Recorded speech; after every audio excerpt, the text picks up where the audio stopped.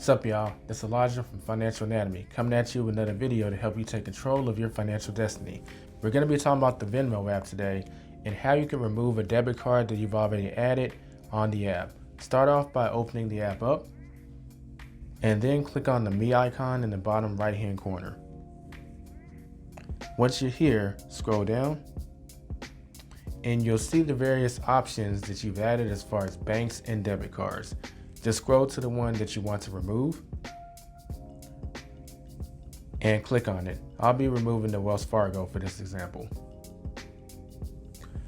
Here you'll see the option to remove the debit card. Click on remove. You'll ask, are you sure you want to remove this card? Click remove card. And the card has been successfully removed. That does it for this video. If you have any questions or comments, feel free to leave them in the comment section below. Don't forget to subscribe if you're new and hit that thumbs up if you found value in the video. I will catch y'all in the next one. Don't forget to get out there and take control of your financial destiny.